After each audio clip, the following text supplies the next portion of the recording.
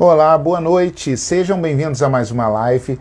Eu acho muito importante a live de hoje, né? Principalmente pelo que tem acontecido por aí. A live de hoje vai ser sobre relacionamentos. Como fazer para um relacionamento dar certo, o que a gente pode estar fazendo para melhorar nossos relacionamentos. Eu acho muito importante estar falando sobre isso, principalmente sobre essa questão de respeito, depois do que aconteceu, todo mundo sabe, né, o que aconteceu em Santa Catarina, sobre a menina que ela entrou na justiça porque foi estuprada, e aí deram, digamos assim, né, foi transitado em julgado a situação de que ela teria sido estupro consentido. Oi, meu amor, seja bem-vindo à live, né? Minha esposa acabou de entrar na live também, acho bem legal comentar porque é uma live sobre relacionamentos. Então, eu acho muito interessante a gente falar sobre relacionamentos nesse momento, principalmente depois do que aconteceu, a gente entender não só como um relacionamento pode ser mais maduro, mais saudável, e não só isso, não apenas isso também, a questão do respeito. Como é que a gente pode fazer para que um relacionamento tenha esse respeito mútuo? O que as pessoas precisam saber? Porque muitas vezes acontece, né, e isso é comum, tá? Que o abusador muitas vezes não saiba que ele é um abusador, que ele está abusando. Na verdade, o que acontece é que muitas vezes o abusador ele acha que está certo em fazer aquilo. Boa noite, sejam bem-vindos todos. Então, eu gostaria de fazer a live sobre a questão de relacionamento. Claro que vou abordar também essa questão sexual do relacionamento. Todas as fases, né, que perpassam a relação, como é que a gente pode fazer para que a relação dure, para que a relação fique mais saudável. E, claro, vou fazer um comentário sobre essa questão do respeito e do estupro também. Foi uma coisa que aconteceu, foi uma coisa horrível, uma decisão completamente, nem vou usar termo técnico, foi desproporcional, desmiolada, né? A questão do estupro culposo, como é que alguém está estuprando de forma negligente ou não sabe que está estuprando, isso é inviável. Então, eu vou comentar sobre isso, sobre essa questão do respeito também dentro de um relacionamento. Mas voltando, né, à questão do relacionamento, nós, seres humanos, nós somos seres sociais. O que significa isso? O que significa dizer que nós somos seres sociais? Isso significa que a gente tem a necessidade de estar com pessoas, de viver em grupo, de viver em conjunto, de se unir com outras pessoas e de se unir como casal também em um relacionamento.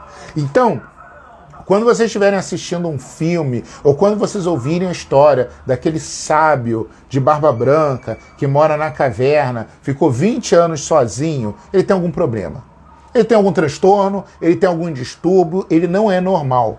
Uma pessoa em condições, em situações normais, ela não aguenta ficar alguns dias sozinho.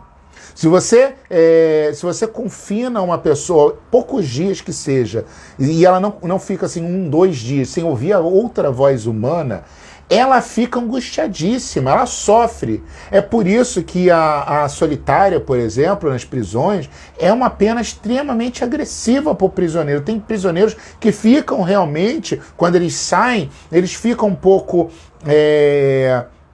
Eles perdem, às vezes, algumas noções. Por quê? Porque aquilo é extremamente angustiante e pesado para eles ficarem em confinamento. E por quê? Exatamente porque nós somos seres sociais. Então a gente tem a necessidade de estar em contato com outras pessoas. No caso, por exemplo, de um confinamento, ele muitas vezes prefere estar, de repente, na companhia de pessoas indesejadas do que estar completamente sozinho. Então nós temos essa necessidade de nos unir, de nos agregar, isso como espécie humana. Então, agora vamos falar em relação ao relacionamento. Algo parecido acontece quando a gente fala de relacionamento. Nós temos essa necessidade de estar nos relacionando, de vivermos com outro ou com outros seres humanos, formar família, exatamente porque nós somos seres sociais. Está na essência da nossa espécie, da espécie humana. E aí entra a questão do relacionamento, do casal, relacionamento homem e mulher, enfim, né? O relacionamento de casal como um todo. Hoje nós temos outras noções ou outras percepções, tanto de casal como de família, né? Por exemplo, 2 homens, 2 mulheres num relacionamento homoafetivo é considerado um casal. Uma pessoa, por exemplo, uma criança, um avó e o seu neto, ou, por exemplo, uma mulher e um cachorro, eles são considerados uma família. Mas a questão de você não conseguir viver sozinho e querer se integrar. Então, primeiro, nós temos essa necessidade. A primeira coisa que a gente tem em mente. As pessoas têm a necessidade intrínseca de estar se relacionando. Aí entra uma outra questão que eu já vi colegas psicólogos meus falando, que é o seguinte: eu me basto, ou você deveria se bastar. Você não deveria estar precisando de ninguém para se relacionar. Você não deveria estar precisando de um homem ou de uma mulher. Então, não é bem assim. Deixa eu explicar o que acontece. Eu acho assim que você não deve montar a sua vida, ser dependente de uma pessoa, né? Ter como sua única estrutura um relacionamento. Cada um de vocês desempenha vários papéis na vida. E aí, por exemplo, meu papel, né? Eu sou marido, eu sou filho, eu sou psicólogo, então eu desempenho vários papéis na minha vida. E cada papel é um papel diferente. Então é mais ou menos assim. Então você tem vários papéis. E o papel de ser um marido, por exemplo, é um papel muito importante para mim. É um papel muito importante para qualquer pessoa em relação ao relacionamento. Então, quando você vira e fala para uma pessoa, você deveria se bastar. Não é bem isso. Eu acho o seguinte: você deveria se sentir bem, não importa o que aconteça. Deveria trabalhar para se sentir bem, para conseguir se sentir bem. Até porque, eu já falei isso em outras lives, você sempre vai passar por problemas na sua vida, e isso é muito natural. Perdas, você vai passar por obstáculos, sofrer injustiças, ter problemas, ficar doente ao longo da vida. Isso tudo é natural. Entretanto, o que seria a felicidade? Você conseguir viver bem apesar dessas coisas ruins que vão acontecer na vida de qualquer um. É como se fosse mais ou menos assim: a vida é maravilhosa, só que ela cobra impostos. E os impostos são em forma desses obstáculos, desses problemas que vão acontecendo na nossa vida. E o relacionamento é uma necessidade humana. Nós temos a necessidade de nos relacionar, de nos juntar enquanto casal. Então, veja bem, você não deveria se sentir mal, você não precisa correr atrás de alguém por dependência. Entretanto, você se sentir bem por estar com alguém, você se sentir bem por ter um relacionamento, isso é extremamente natural e saudável. Então, quando tem um cliente no meu consultório, por exemplo, falando, eu gostaria de estar me relacionando, eu gostaria de ter um namorado ou uma namorada, eu acho isso extremamente saudável, não é uma coisa perniciosa, não é uma coisa ruim de forma alguma. Então nós temos essa premissa de que o ser humano ele tem a necessidade de estar se relacionando, de ter um companheiro ou uma companheira. É uma necessidade, inclusive, biológica. Nós nos sentimos bem.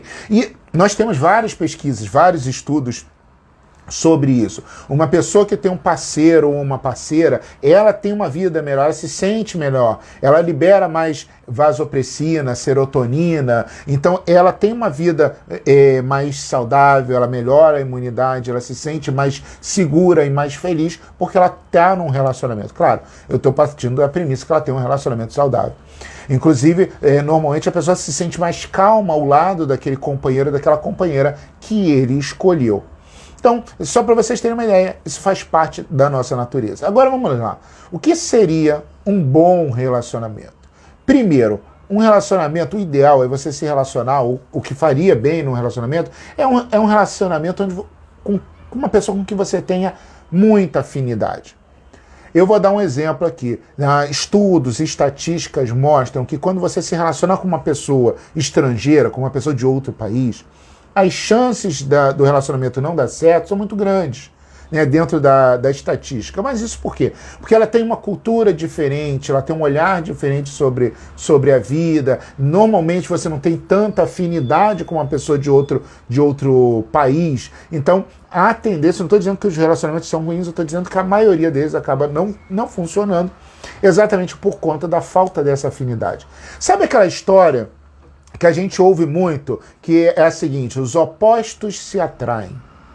E aí, né, aí você tem a ideia de que, né, se você for completamente diferente da pessoa, você vai ser atraído pela pessoa. Essa premissa não é verdadeira.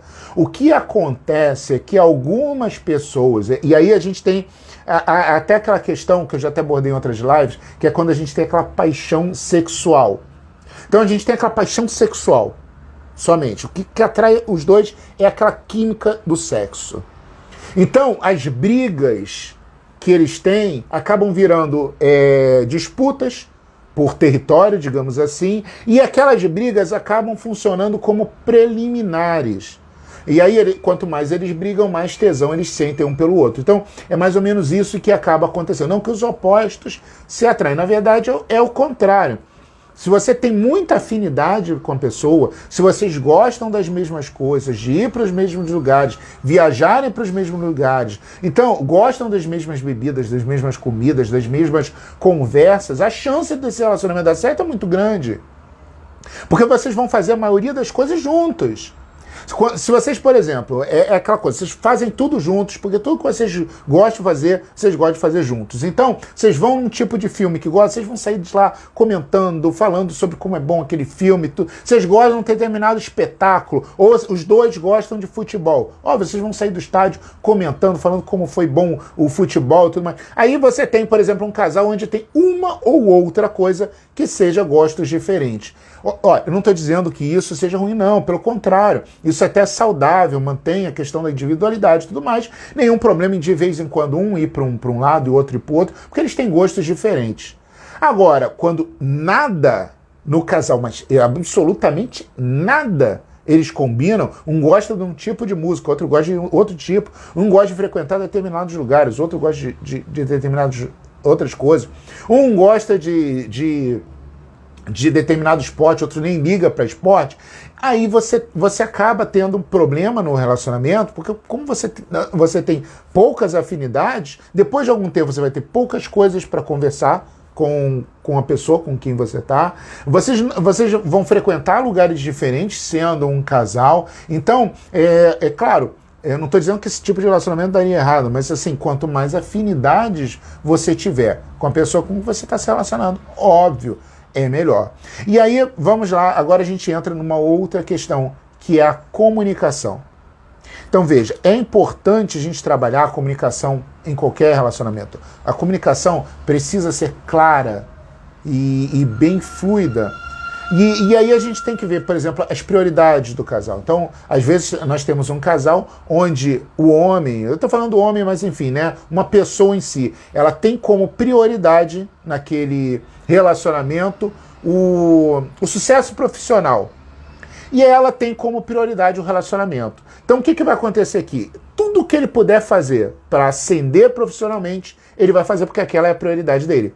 E tudo que ela puder fazer para trabalhar ou melhorar o relacionamento, fazer o relacionamento ficar melhor, ela vai fazer. E aí você tem uma disparidade. Porque o que acontece? Se de repente ele precisar sacrificar umas férias ou um momento com a família para trabalhar, porque ele acha que o mais importante é a ascensão profissional, ele vai fazer. Ela provavelmente vai ficar muito frustrada, porque ela faria exatamente o contrário no trabalho dela. Se ela tivesse que sacrificar, por exemplo, se fizer um sacrifício, ela vai fazer o quê? Ela vai sacrificar o trabalho em prol das férias da família, porque a família para ela é bem mais importante. Tá? Gente, só lembrando, se vocês tiverem alguma consideração ou quiserem fazer qualquer pergunta ao longo da minha live, vocês fiquem à vontade, podem estar realizando perguntas que eu vou estar aqui respondendo, tá bom? Então, nós temos essa questão da comunicação. Eu acho muito importante o casal entender quais são as suas prioridades e trabalhar essas prioridades. E até algumas vezes abrir mão. Eu lembro um casal que eu atendi, né, na terapia de casal, e eu sempre falo isso. O que acontece? Como é que funciona a terapia, a ideia da terapia de casal? Funciona da seguinte forma. Quando eu estou atendendo um casal, o meu cliente é o casal. Meu cliente não é fulano e ciclano, é o casal. Então, eu até brinco, né, que como é que funciona a ideia do casal. Então, vamos imaginar, né, no meu casamento, vamos imaginar que eu sou o Brasil e a minha esposa é a Argentina. Então nós estamos casando, então nós vamos unificar os dois países. Vai ficar a Bragentina, por exemplo. Um país único, né? E aí a gente vai precisar acertar algumas coisas. que a gente vai precisar acertar nesse novo país que está se formando? Porque a Argentina, ela já tinha uma cultura, a Argentina, ela já tinha uma experiência, uma política, uma forma de governo, e o meu país, né, o Brasil, tinha outra. A gente vai precisar adaptar, a gente vai precisar rever essa questão do governo. Então, para a Argentina, por exemplo, existe uma ideia de governo, o Brasil existe outra. Não é, a ideia do casal não é que o Brasil, né, imponha a sua forma de governo para a Argentina, né, para o que era a Argentina, nem a Argentina impõe a sua forma de governo para o Brasil. O ideal seria que a Argentina tivesse uma nova forma de governo. Aí a gente tem a questão, por exemplo, do carnaval. E aí? O Brasil é forte no carnaval, a Argentina nem tanto. Como é que a gente vai fazer? Vai manter o carnaval? Não vai manter o carnaval? A gente vai fazer um carnaval menor ou não vai? Então todas essas questões têm que ser discutidas e é para a gente criar uma hegemonia dentro desse novo país que está surgindo agora. Então essa é a ideia do casal. Nós temos um homem, uma pessoa que ela tem uma vivência, ela foi criada de uma forma, ela tem uma ideia do que é um relacionamento e ela se encontra uma outra pessoa que também teve uma outra crença, uma outra forma de ver a vida, de ver o casal. E aí eles vão criar uma terceira coisa. Eles juntos vão criar o que é para eles a ideia de casal. Né? Claro, em algumas coisas, né, a pessoa vai precisar abrir mão, outras vão dar para negociar e a outra você vai ceder. Então, por exemplo, por exemplo, digamos que a minha esposa, ela chega para mim e fala, para mim, relacionamento é X. E no meu caso eu não faço tanta questão. Então por que não abrir mão? Tá bom, então o relacionamento para você é X, eu não me importo, não tem problema. Então fica sendo X, para nós dois a gente chega a esse acordo. Vamos imaginar que ela está querendo negociar alguma coisa que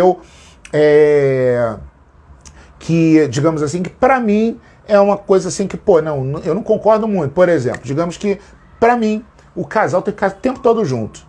E para ela não, ela tem que sair, ela quer sair com as amigas de vez em quando. Não acontece isso, tá? Mas eu só estou dando uma ideia, só para vocês terem uma ideia de como seria essa negociação. E aí, como é que a gente poderia chegar? Então vamos fazer o seguinte, você não vai continuar saindo com as suas amigas como você saía antes de estar casada comigo. Então vamos fazer o seguinte, você sai com elas uma vez por mês. Então a gente chegou num acordo. Nem eu, dela nunca sair, nem ela de sair todo o final de semana. Então ela sai um final de semana por mês. Agora vamos imaginar que seja o contrário e aí ela chegue, né, por exemplo, chegue num relacionamento e a pessoa diz, ó, isso para mim, né, por exemplo, para mim, eu não tolero determinada coisa. Aí você tem que ver o que vale a pena e o que não vale. Então, tem coisas que dá para negociar. Então você chega no meio termo, tem coisas que você vai precisar ceder, e é importante que você entenda que você vai precisar ceder num relacionamento, e você tem que entender quais são as coisas que você tem que ceder, que você, por exemplo, sei lá, isso eu nunca cederia, porque isso para mim é a base fundamental num relacionamento. Eu vou dar aqui um exemplo do relacionamento de Sartre com a Simone de Beauvoir, por exemplo. Como é que era o relacionamento deles? O relacionamento deles era da seguinte forma. Eles eram extremamente liberais, cada um morava numa casa, e inclusive eles poderiam se relacionar com outras pessoas. Tanto que, né, Sartre levava algumas alunas para a casa dele, Simone também. Só que, no final da vida, Simone chegou a comentar na carta, né, que ela escreveu, de que ela abriu mão de muitas coisas e para ela não valeu a pena. Então, na cabeça dela, para ela, abrir mão daquilo, né, ter esse relacionamento tão aberto e moderno com o Sartre, para ela não valeu a pena. Então, talvez para Simone, talvez fosse o ponto de dizer, olha só, para mim relacionamento não é isso, não vou me relacionar, isso eu não tolero. Mas é claro, aí vai de cada um. O que eu quero dizer é o seguinte, óbvio que eu sou extremamente a favor da tolerância, até porque é na tolerância que a gente vai estar se resolvendo, chegando às nossas conclusões, resolvendo as divergências, é claro, mas talvez tenha coisas que você não possa tolerar. E entra aquela questão do relacionamento abusivo, que muita gente vira e diz, pro amor, você deve aguentar tudo, você deve tolerar tudo. Isso é bonito na teoria, mas que tudo é esse? Talvez na prática não seja legal você aguentar tudo, não. Será? Você aguenta um marido abusivo, uma esposa abusiva. Será que é legal você aguentar tudo mesmo? Será que é isso? Isso é prova de amor? E principalmente quando você percebe que a pessoa não vai mudar, vai ficar assim o resto da vida, abusando, te maltratando, te humilhando. Então, a gente precisa ter uma ideia do que é esse aguentar tudo. E também tem um outro contraponto, que a gente não precisa fazer guerra por qualquer coisa. Tem gente que digamos assim, que bota o exército na rua por qualquer bobagem. E aí a gente precisa saber o que dá para relevar, o que não dá. Então, por exemplo, digamos que você tem um marido muito legal, um marido muito bacana, mas ele às vezes deixa a toalha molhada em cima da cama. Então, talvez isso não seja algo tão grande para você criar um caso, brigar e criar um grande clima ruim, uma crise no relacionamento, porque às vezes ele deixa a toalha em cima da cama. Então, como eu falei, às vezes nem toda a guerra vale a pena. Eu tô falando isso porque tem gente que quer brigar por qualquer coisa. E aí vamos lá, entra a teoria do copo d'água. Tá, a teoria do copo d'água fui eu que criei. O que seria a teoria do copo d'água dentro do relacionamento? Seria mais ou menos assim. Digamos que eu esteja, o casal esteja lá e o marido vira e fala: querida, pega um copo d'água pra mim. Aí ela vira: pô, você tá na frente do filtro, pega você, por que eu tenho que me levantar? Pô, deixa de ser preguiçosa, pega lá o copo d'água pra mim.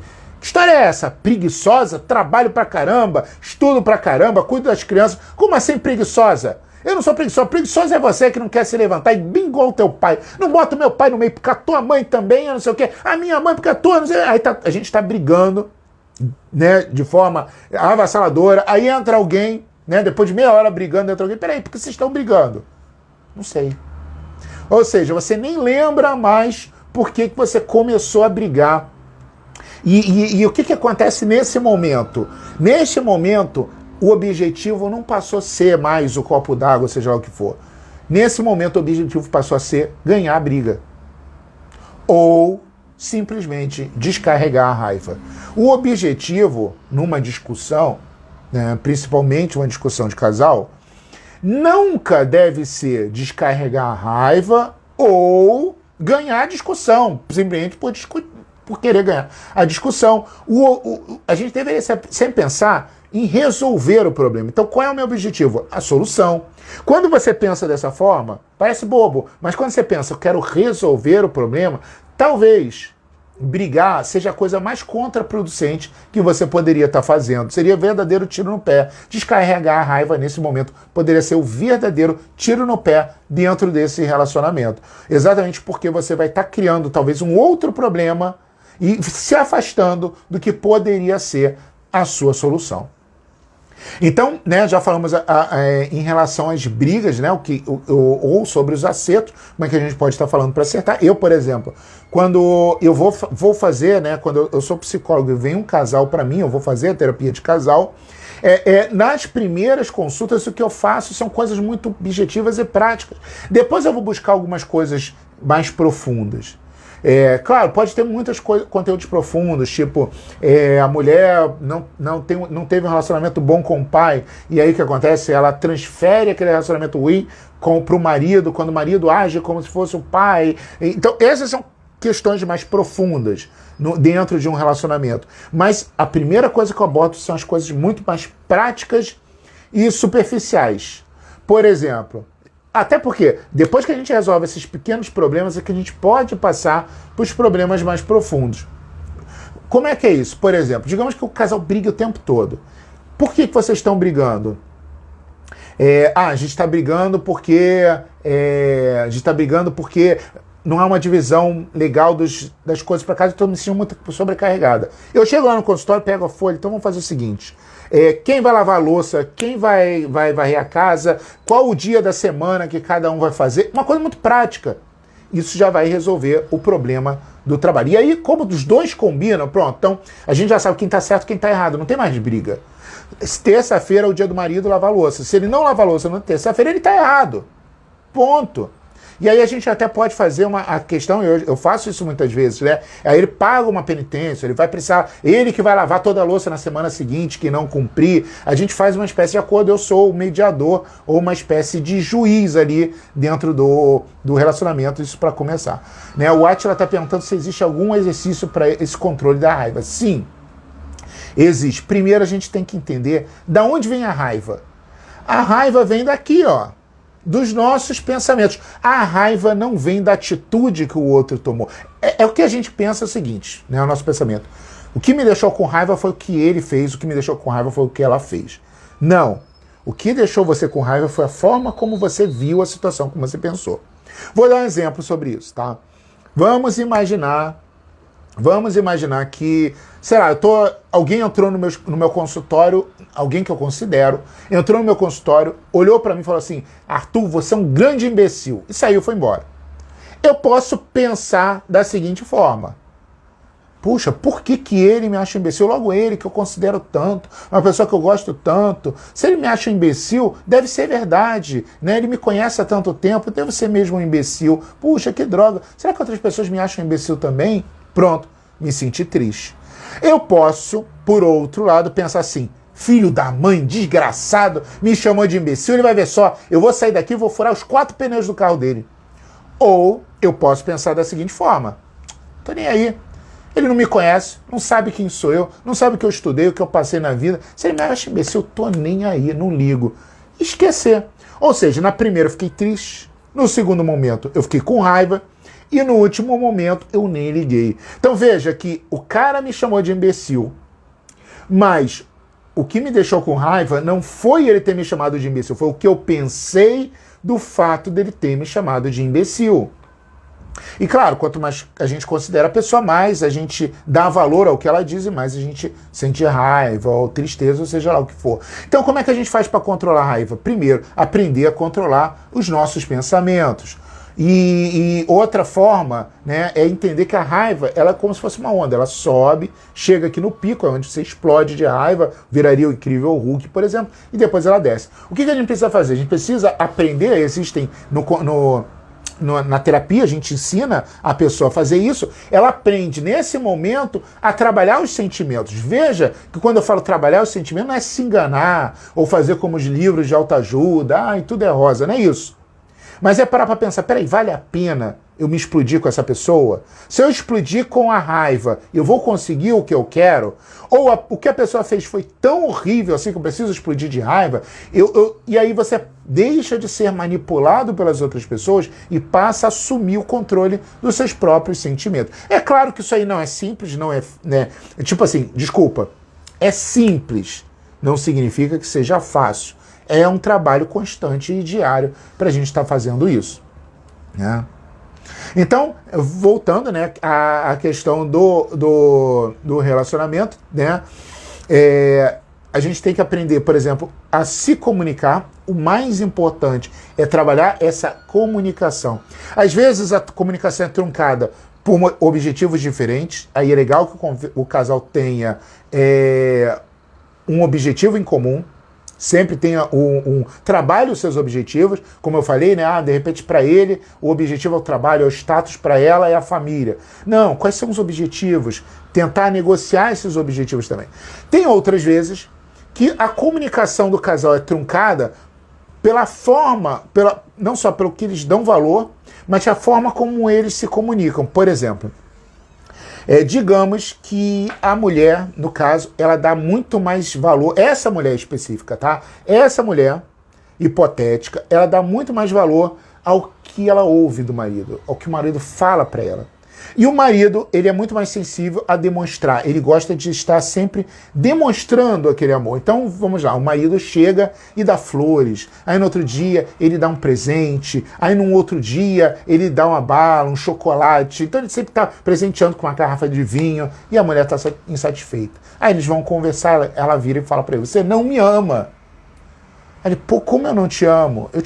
Eu sempre te trago vinho, chocolate, sempre penso em você e trago alguma coisa para você. Mas ela vai virar e vai falar para ele: mas você nunca disse eu te amo. Você nunca escreveu uma carta de amor para mim. Então veja bem, o que está acontecendo aqui?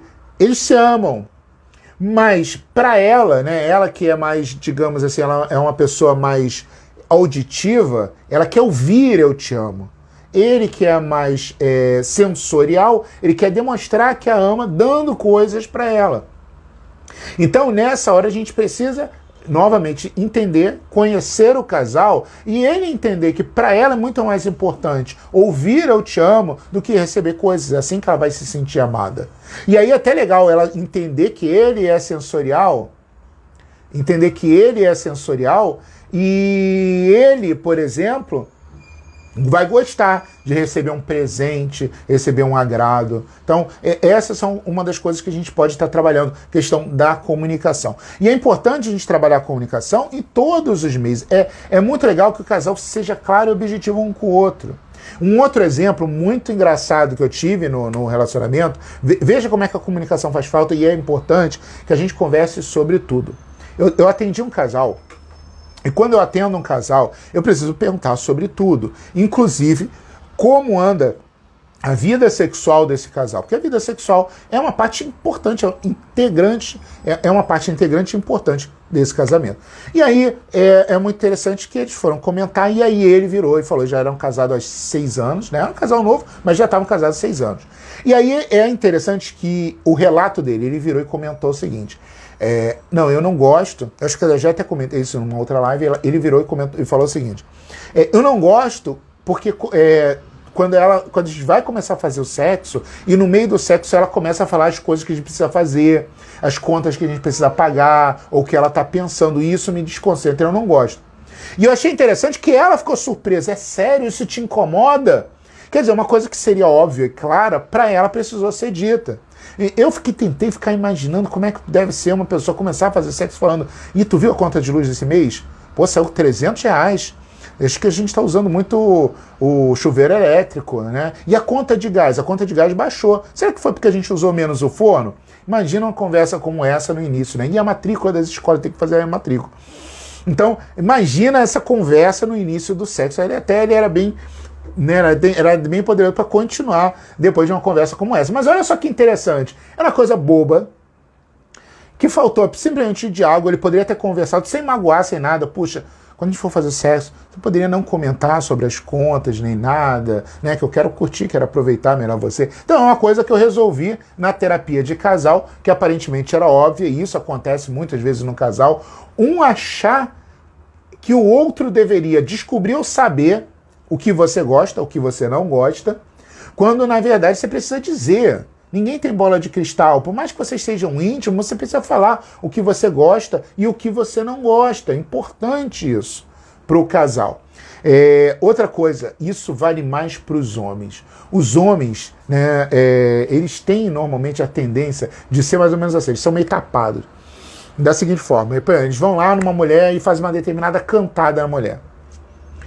Cantada funcionou? Pronto, eles dali pra frente eles só vão fazer aquela cantada que eles querem. Aquela cantada é que funciona. Então, não é bem assim.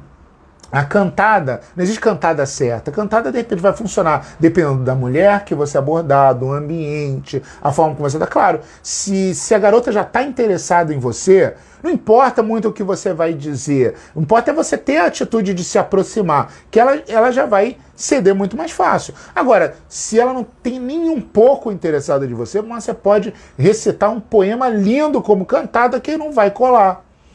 Então tem uma série de questões sobre isso. Mas o homem normalmente tem essa questão. E aí, vamos trazer isso para o sexo. O homem também tem aquela coisa tipo, ele fez uma determinada posição e funcionou, pronto. É aquela posição que ele vai fazer o resto da vida dele se a mulher não conversar com ele. Olha, foi legal naquele dia, mas vamos variar um pouco. Então, o homem às vezes tem essa coisa assim de ser meio tapado. É por isso que é importante da gente estar conversando sobre essa questão mesmo, né? Do que você gosta, do que você não gosta, para que vocês dois possam estar se entendendo como casal. É importante que vocês conversem sobre tudo, inclusive conversar sobre essa questão do que vocês gostam também, não só na vida, como na cama. Como eu falei, o sexo é uma parte fundamental, integrante e importantíssima para a gente estar trabalhando. Voltando a dizer, quem quiser fazer perguntas ao longo da live, pode estar fazendo as perguntas, tá? Que eu vou estar respondendo. E é legal o sexo, aí eu vou falar um pouco também do que aconteceu recentemente, a gente falar até um pouco conversar um pouco sobre essa questão do estupro. Mas vamos lá, antes disso, vamos trabalhar como é que seria o sexo no casal. É preciso que o casal converse abertamente sobre sexo, que eles não tenham vergonha. Eu sei que muita gente se sente constrangido de estar conversando com o seu marido ou com a sua esposa sobre sexo, mas não deveriam. O seu marido ou a sua esposa deveria ser a pessoa que você se sinta mais livre para estar conversando. E aí entra a minha questão. Quando a sua esposa ou o seu marido forem conversar sobre sexo, sejam liberais que eu digo assim, sejam abertos. Mesmo que inicialmente você não goste, não vira para a pessoa. Por exemplo, digamos que a pessoa tem uma fantasia de transar, sei lá, transar dentro do elevador. E você não curte essa ideia, você acha essa ideia horrível. Não virem pro teu marido ou pra sua esposa e falem, caramba, sério, que coisa horrorosa, jamais transaria, no... isso é horrível. O que acontece? A pessoa está contando uma fantasia, talvez ela tenha várias outras que vão te agradar. Quando você fala isso, né, ela se sente ou pervertido, ou doente, e aí ela, puxa, não vou falar mais nada, porque eu falei isso, a minha esposa ou meu marido achou completamente, né, me achou... digamos assim, completamente pervertida, completamente messalina, não vou falar mais nada. Não. Ouça com mente aberta. Você pode até falar, pô, legal, bom, transar no elevador acho que eu não conseguiria, eu teria medo que alguém chegasse, eu acho que eu não funcionaria, mas tudo bem, né? Interessante a sua fantasia. O que mais você gostaria de fazer? Então, tudo é a forma como abordar. Né? E depois, dependendo da coisa, que às vezes é uma coisa simples, por que não? Vamos imaginar, por exemplo, que o cara gostaria de ver a esposa fantasiada de garçonete. E ela, não gostaria de botar. Mas não é uma coisa que vai contra nada, não é uma coisa assim tão pesada, não é nada que vai, digamos, comprometer a vida do casal, seja o que for. Por que não? Por que não um dia ela botar lá a fantasia de garçonete? Ponto. Até porque, se é o desejo dele, ela não vai ficar muito tempo com a fantasia de garçonete, rapidamente ele vai tirar aquela fantasia. Então, por que não? Então tem algumas coisas que você pode abrir mão, que não é nada demais, tá? É uma coisa que, sei lá, pra mim é neutro. Mas por que não fazer para agradar o seu marido ou a sua esposa? Porque pra você pode ser neutro, mas pra sua esposa ou pro seu marido pode ser a grande fantasia. Por que não? Por que não satisfazer dessa forma? Pô, não, tá, pra mim não é grande coisa, pra mim tanto faz eu botar a fantasia de garçonete ou não, mas pô, meu marido fica louco só pelas paredes, por que não botar? E a mesma coisa os homens, tá? Se, por exemplo, sei lá, vamos lá, a sua esposa fica louca se receber uma massagem, pegar um óleo, e aí você, pô, mas que chato, cansativo, fazer uma massagem. Pô, se ela gosta e não é nada demais, por que não fazer uma massagem na sua esposa só para agradar? Então, claro, tá, tem coisas, tem fantasias que vão, por, sei lá, troca de casais, por exemplo. Tá? Tem gente que não toparia, que acha isso extremamente agressivo, é enciumado, é possessivo em relação à pessoa. Tudo bem, eu acho que aí tem que ter o respeito. Mas da mesma forma, vocês podem conversar dizendo, olha, eu não toparia essa questão, não acho legal pra mim, essa questão de troca de casais, mas tudo bem, né? Você tem outras fantasias. Legal, se você acha que é uma coisa... Agora, uma coisa pequena dessa, eu gostaria, sei lá, jogar chantilly no seu corpo, por que não? Então, eu acho que tudo isso pode enriquecer. Às vezes um simples chantilly no corpo, poxa, pode trazer uma experiência maravilhosa. E outra coisa, se você está deixando o seu marido ou sua esposa mais enlouquecida de sexo, é óbvio que vai ser muito bom para você também não desenrolar. Né? Se você tiver essa experiência, você vê que essa mulher ficou louca porque simplesmente você passou a chantilly no corpo dela, provavelmente você vai ficar motivado a comprar mais chantilly, né? Tem um estoque dentro de casa. Então, essa questão, né, de você ser aberto, você poder falar sobre essa questão de sexual mesmo, o que vocês gostam, o que vocês não gostam. Entra outras questões, por exemplo, né? É isso que eu estou falando, às vezes é uma coisa pequena de abrir mão. Agora, e o sexo é uma coisa que eu acho que as pessoas não deveriam negligenciar dentro de um relacionamento. Como falei, é uma coisa muito importante. Então, às vezes, tem casais que estão juntos, sei lá, 1 ano, e é 1 ano que eles não fazem sexo. Eles não fazem sexo, mas um deles, ou um dos parceiros, gostaria de estar fazendo sexo, mas não faz por algum motivo. Eu estou falando isso, parece meio que um absurdo, mas eu já vi no consultório casais desse jeito. Tá? Que às vezes estão há 1 ano, 1 ano e meio, 8 meses sem fazer sexo, um deles, né, ou a mulher ou o homem, gostaria de estar fazendo e eles não estão fazendo por algum motivo. É importante que você trabalhe isso dentro do casal. É importante que vocês consigam se encaixar. Por quê? Porque, como eu falei, a satisfação do casal precisa ser trabalhada. Nesse caso, o casal está tendo um problema. Às vezes um deles está sem libido. Procurem um profissional, se for o caso. Agora vamos lá, né? A questão da libido.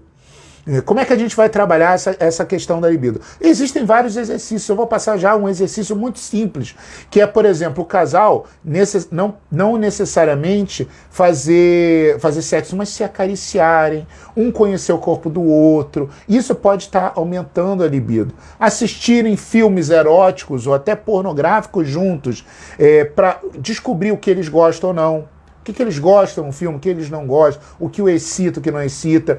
Outra coisa, por exemplo, quando existe, por exemplo, uma coisa que eu costumo fazer, eu acho muito interessante, que é o engano, às vezes, né, o casal para eles resolverem algum problema sexual. Eu tive, por exemplo, um casal que ele tinha um problema de ereção na hora, porque ele ficava nervoso, porque ele ficava pensando na cobrança da esposa. Então eu virei para o casal e falei o seguinte: é proibido para vocês, até a próxima sessão, vocês terem a penetração. Vocês podem ter tudo, menos a penetração. É proibido. Não pode. Eu deixei anotado por escrito. Não é. Vocês vão ter que todo dia namorar, sem roupa, juntos, mas não pode ter. O que aconteceu? Na semana seguinte, eles vieram e comentaram, né? Ah, doutor, a gente acabou rolando. Na verdade, a minha intenção era exatamente essa. Quando eu proibi, diminuiu a tensão sobre ele, não tinha obrigação, e aí acabou fluindo, óbvio. Era esse o meu plano, né? A minha estratégia para que tivesse fluindo. Então, veja bem, existe uma série de coisas, uma série de estratégias que o casal junto pode estar fazendo. E aí eu volto a dizer, quando existe um problema sexual, eu trabalho o casal, eu trabalho os dois.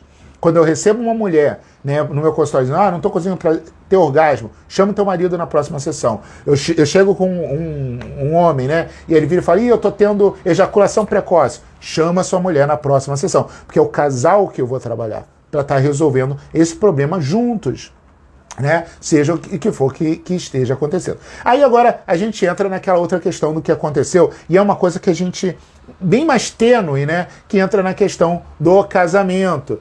Que é quando, por exemplo, um dos dois, eles têm uma vida sexual ativa, mas num determinado dia, um deles não quer. E aí o outro insiste, vamos lá. Até onde? Isso é um pouco tênue, né? Até onde isso seria ou não o estupro? Por exemplo, quando o homem insiste demais, né? O homem, né? Vamos lá, poxa, só hoje, coisa e tal. Até onde seria? A questão toda é o consentimento. Eu acho que o importante é essa palavra, consentimento. Então, veja bem, não importa o que o casal esteja fazendo na cama, se há consentimento, tá tudo bem. A questão do estupro é quando não há o consentimento, é quando a pessoa não quer determinada coisa e aí o outro, né, vai lá e concretiza e faz. Então, a questão do estupro seria essa, e é por isso que não existe estupro culposo. Porque se a pessoa não consentiu, como é que ela não pode ter sido negligente de continuar. Então, para a gente trabalhar essa questão, né, que isso aí deixou todo mundo estarrecido. A questão mais importante é a questão do consentimento. Então, o casal pode fazer de tudo, desde troca de casais, até uma coisa mais divertida, engraçada, diferente, ousada, desde que haja o consentimento. Eu acho que esse é o mais importante dentro do sexo em relação ao casal. Aí, bom, nós falamos já, né, só para recapitular, da comunicação, como é importante que o casal se comunique, na afinidade que os dois tenham. E aí é sempre interessante, porque assim, tem até alguns casais que, porque eles não se comunicam muito, eles acabam não sabendo quais são as afinidades que eles têm. E é por isso que é importante que eles conversem bastante, até para descobrir quais são as coisas que eles gostam de viver em comum. Não só no sexo, mas em todos os outros aspectos da vida. né, nos aspectos, por exemplo, em relação a lazer, em relação à diversão, em relação à cultura, tudo, a música, seja lá o que for. Porque, por exemplo, você pode, às vezes, estar se relacionando com uma pessoa onde você não gosta de tudo que a pessoa gosta, mas existem muitas coisas que você gosta com ela, e aí vocês se entendem e se encaixam. Claro, a afinidade 100% você não vai encontrar, é raríssima. Mas assim, você tem afinidade 80%, 70%, já é uma afinidade muito grande, já é uma afinidade muito boa, e esse relacionamento vai tender a dar certo. Agora, vamos entrar agora na questão do que seria, vamos lá, os contratos, né? O que seria os contratos? É os acordos. Quando eu falo acordo, não estou falando de acordos pré-nupciais, outra coisa. É um acordo que o casal vai fazer.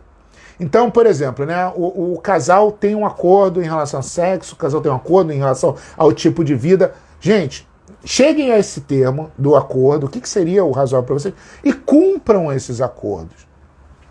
Aí entra a questão da traição. A traição não é quando você sai com uma outra pessoa, até porque o acordo daquele casal pode ser, como era no caso de Sartre e Simone de Beauvoir, que você pode sair com outras pessoas.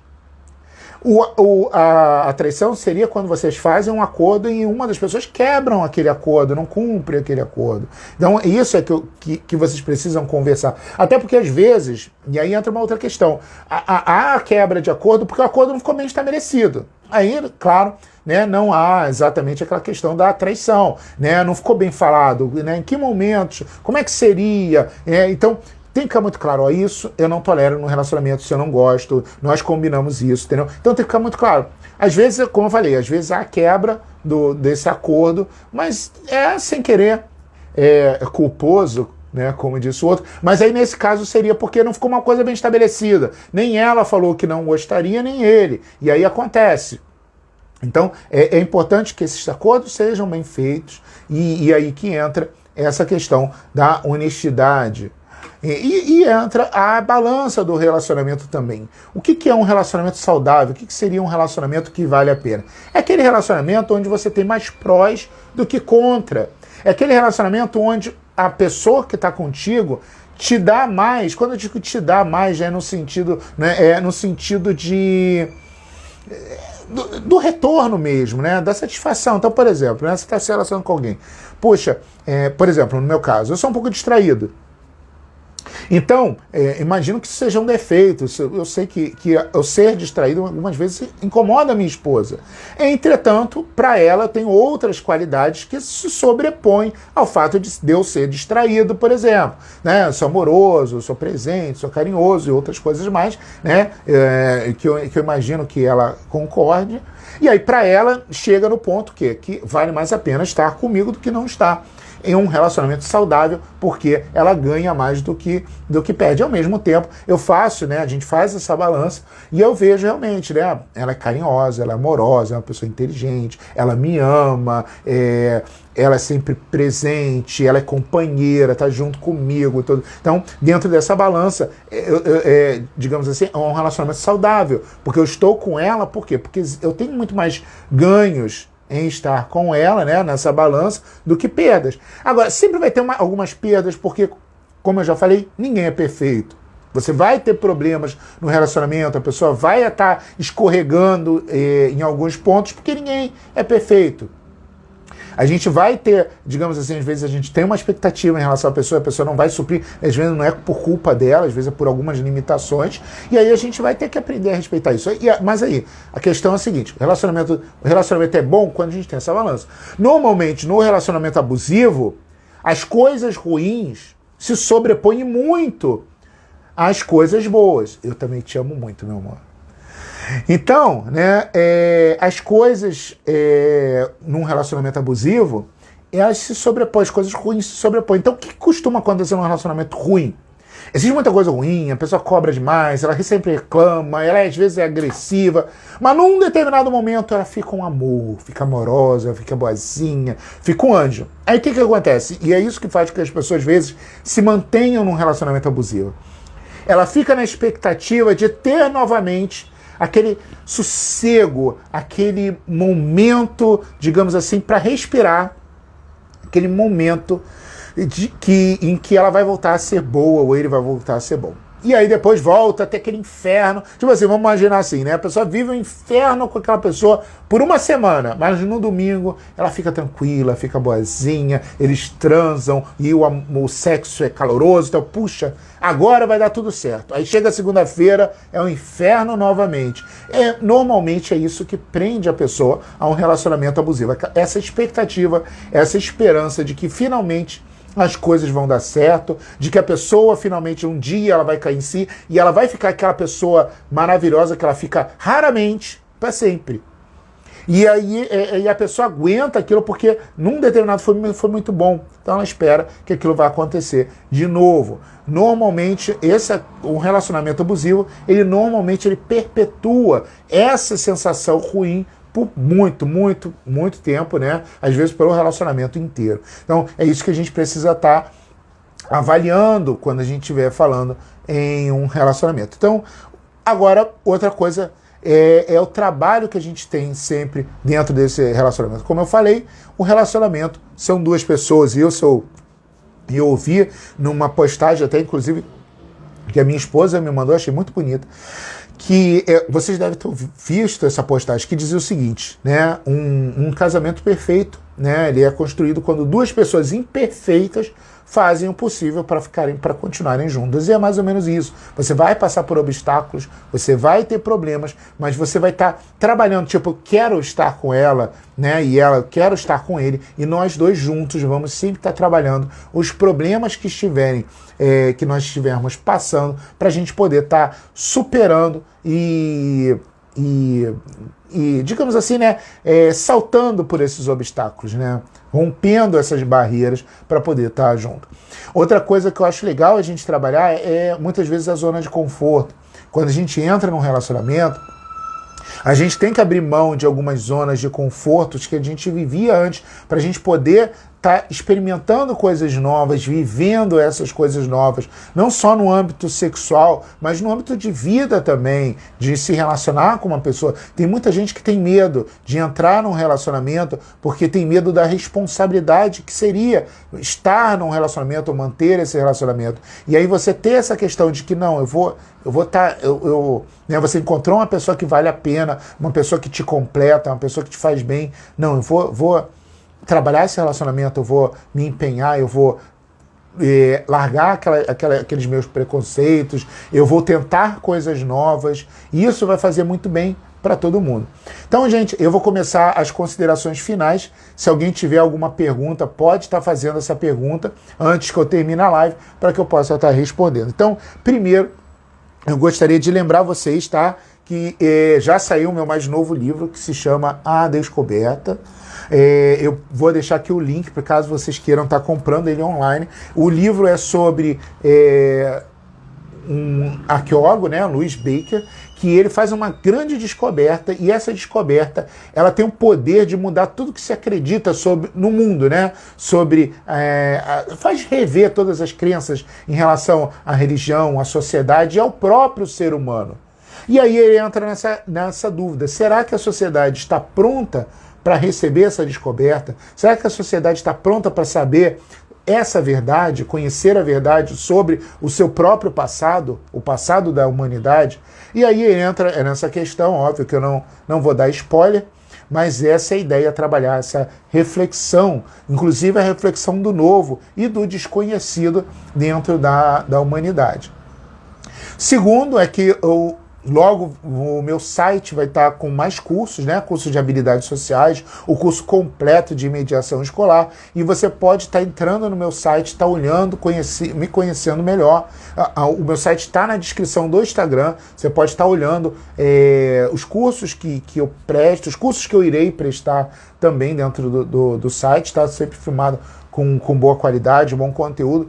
Quem já fez meus cursos presenciais, né, sabe, né, como é que são os meus cursos, enfim, então tá no link, né, da bio, da descrição, vocês podem estar acessando. Inclusive, é isso mesmo, tá no link, tá na bio, né, no link da bio aqui do Instagram, e vocês podem estar acessando meu site, me conhecendo melhor. Logo vou estar colocando novos cursos lá para vocês estarem adquirindo e consumindo também.